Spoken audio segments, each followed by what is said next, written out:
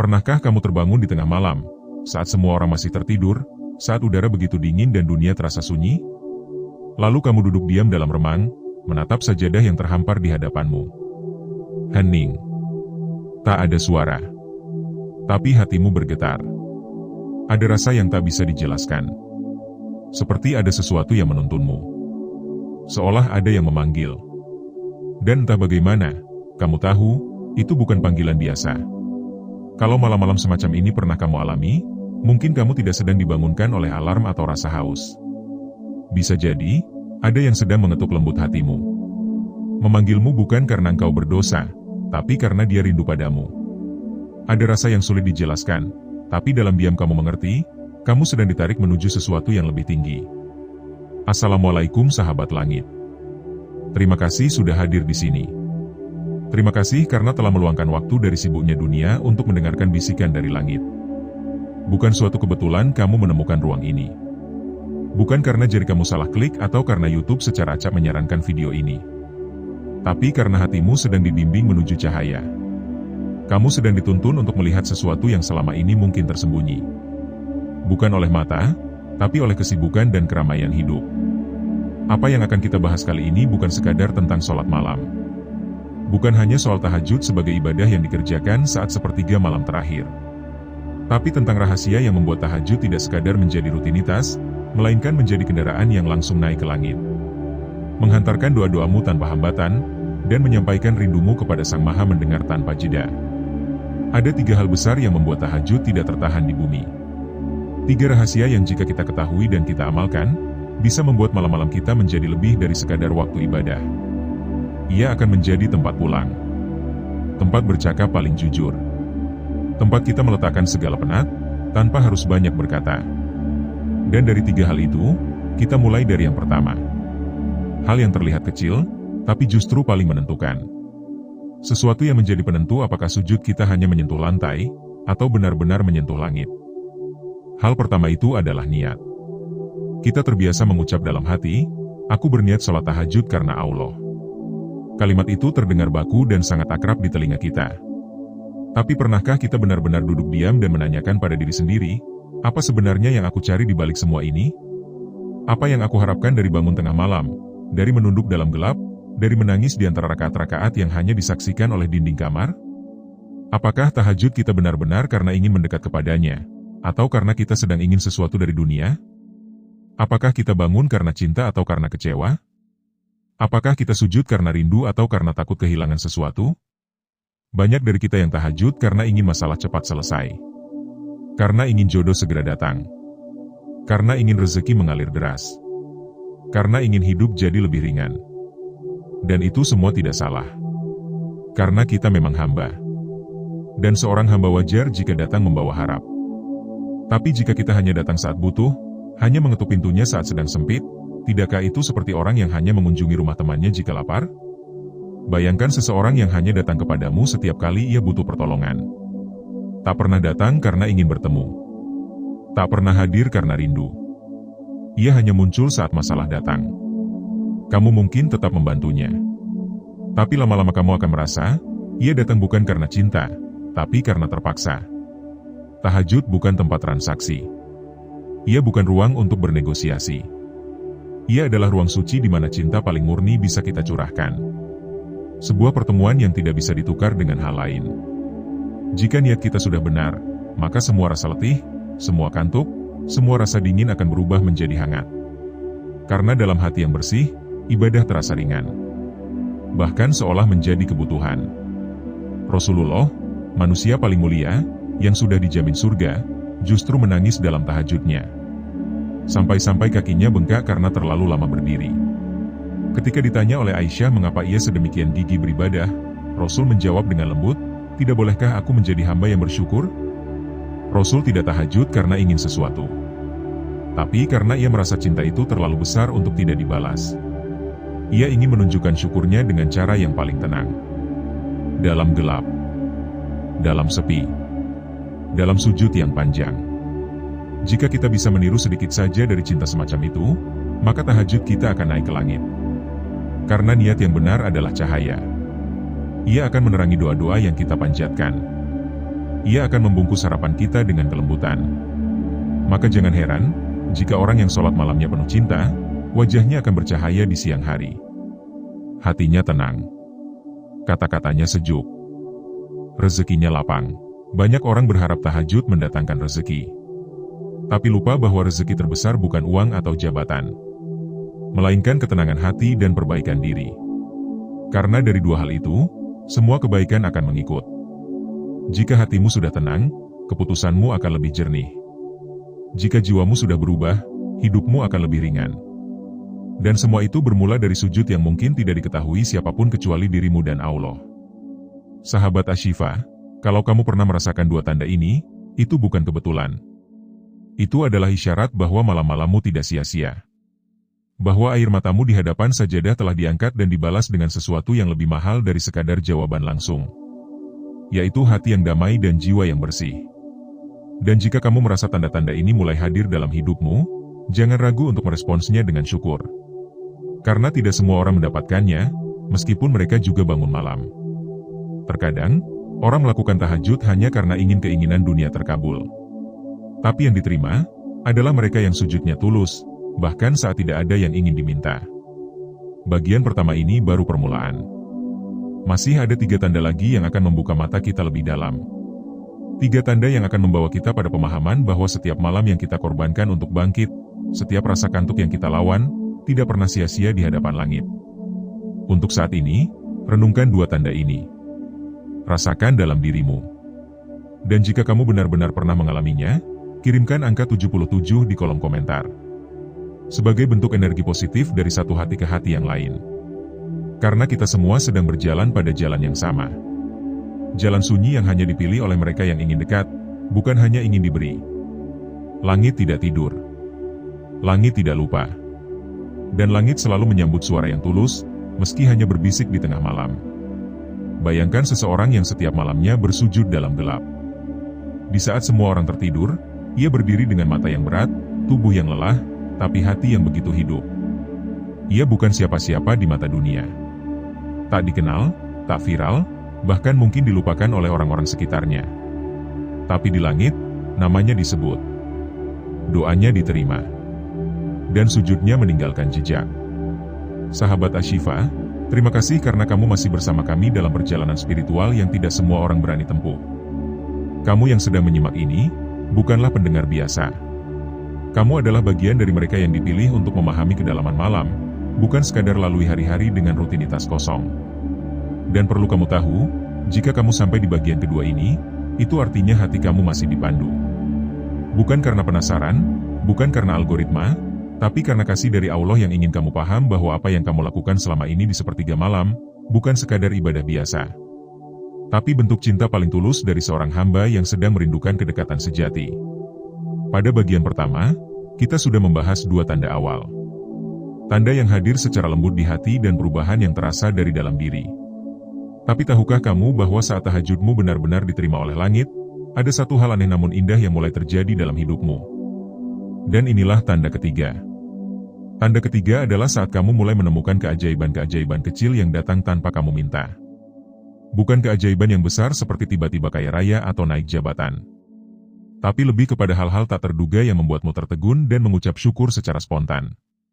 Misalnya, kamu menemukan solusi dari masalah yang sudah lama buntu. Kamu dipertemukan dengan orang yang tepat di waktu yang tidak kamu duga. Atau ada pintu-pintu rezeki yang terbuka tanpa kamu ketuk. Ini bukan kebetulan.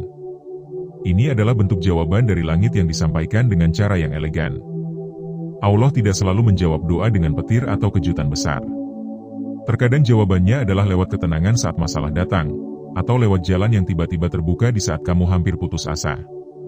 Mereka yang tahajudnya diterima, akan merasakan bahwa hidupnya seperti dipandu. Seolah-olah ada tangan tak terlihat yang membimbing langkah mereka. Ketika mereka ragu, tiba-tiba muncul kejelasan. Ketika mereka takut, datang rasa yakin. Dan saat mereka merasa sendiri, justru datang kekuatan yang tidak bisa dijelaskan. Keajaiban-keajaiban ini kadang datang dalam bentuk orang-orang baik yang tiba-tiba hadir. Kadang dalam bentuk kesempatan yang datang mendekat. Dan seringkali dalam bentuk musibah yang ternyata menjadi berkah. Mereka yang sujudnya diterima tahu betul bahwa setiap peristiwa dalam hidupnya, bukanlah hasil kebetulan.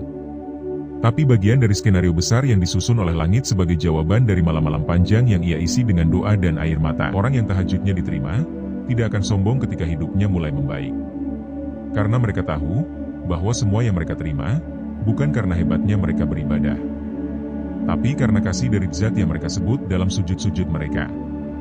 Dan di saat keajaiban-keajaiban itu datang, hati mereka langsung tertunduk, bukan bangga. Karena mereka sadar, bahwa semua itu hanyalah bentuk cinta dari Allah yang tidak pernah tidur. Tanda ketiga ini sering tidak dikenali. Banyak orang mencari bukti dari doanya lewat hal-hal besar. Tapi mereka lupa, bahwa tanda diterimanya doa bisa saja dalam bentuk kecil tapi konsisten. Seperti saat hatimu tiba-tiba kuat di tengah badai. Atau saat kamu bisa tersenyum di tengah kehilangan. Itu bukan kekuatanmu sendiri. Itu adalah karunia dari malam-malam yang kamu isi dengan harap dan yakin. Kini kita sampai pada tanda keempat. Tanda ini bukan hanya indah, tapi juga berbahaya jika tidak disadari. Karena ia bisa membuat seseorang terperangkap dalam kebanggaan semu. Tanda keempat adalah ketika dirimu mulai merasa jauh dari dosa. Bukan karena kamu merasa suci. Tapi karena hatimu mulai merasa malu jika melakukan kesalahan. Orang yang tahajudnya diterima, bukanlah orang yang tidak pernah berbuat dosa. Tapi ia adalah orang yang hatinya cepat bergetar saat tergelincir. Ia merasa bersalah meski hanya berkata kasar. Ia merasa sedih meski hanya menunda kebaikan. Dan ia merasa malu jika hatinya mulai condong ke hal-hal yang melalaikan. Ini adalah tanda bahwa hatimu sedang dijaga. Bahwa dirimu sedang dibentuk menjadi pribadi yang bersih. Bukan karena kamu sudah sempurna. Tapi karena doamu di malam hari telah membuat langit mengirimkan penjagaan khusus untukmu. Hati yang dijaga ini sangat peka. Ia tidak bisa tinggal tenang dalam kemaksiatan.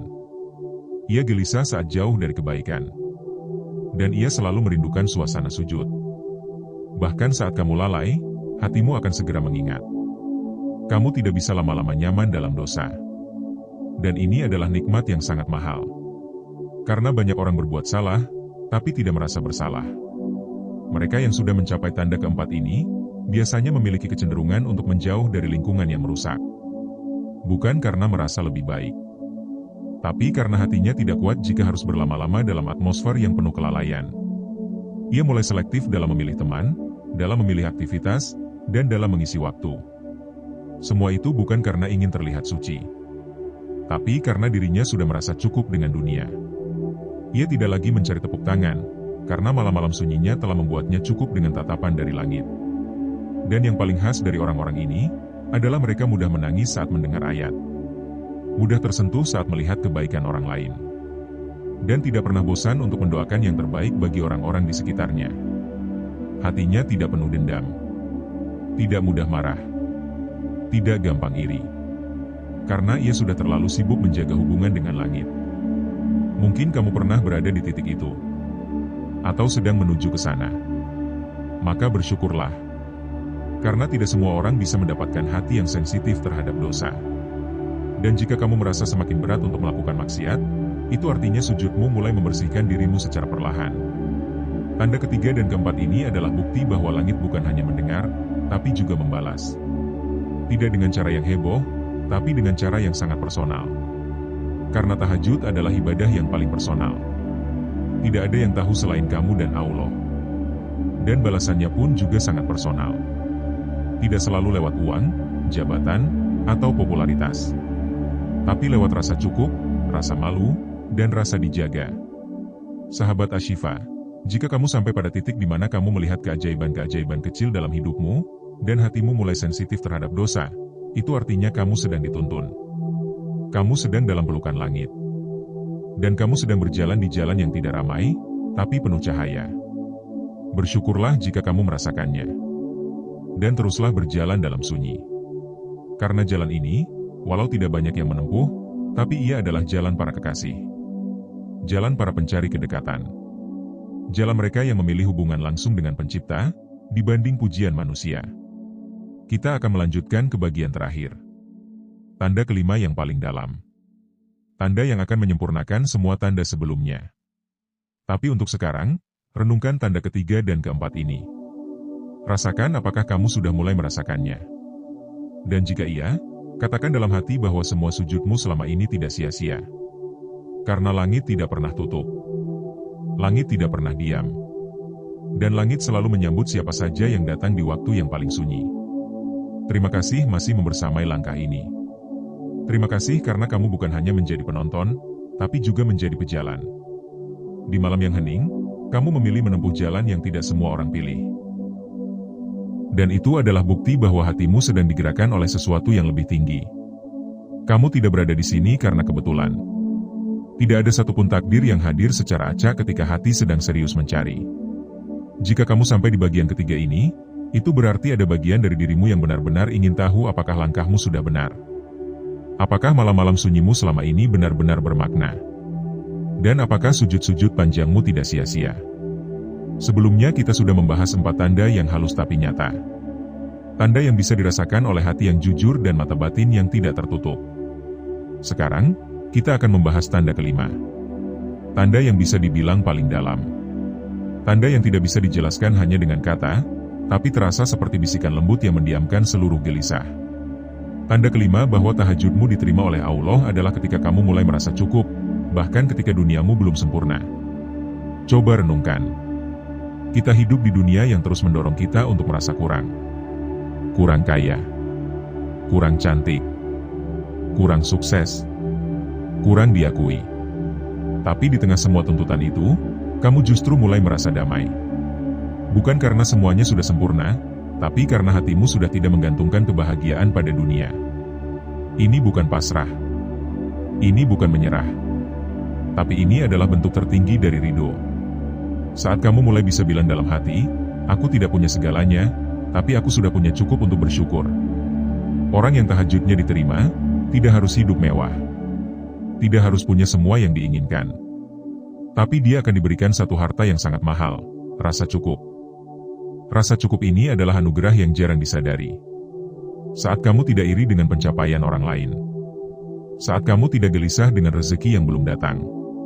Saat kamu bisa tersenyum dengan keadaanmu sekarang, meski dunia tidak melihatmu berhasil.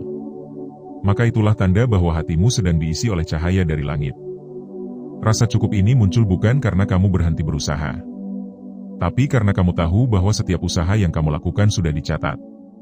Dan setiap hasilnya adalah keputusan terbaik dari Allah. Kamu tidak lagi sibuk membandingkan hidupmu dengan orang lain. Kamu lebih sibuk memeriksa dirimu sendiri. Apakah kamu sudah cukup bersyukur atau belum? Ada satu hal yang menarik dari orang-orang yang menjaga tahajud.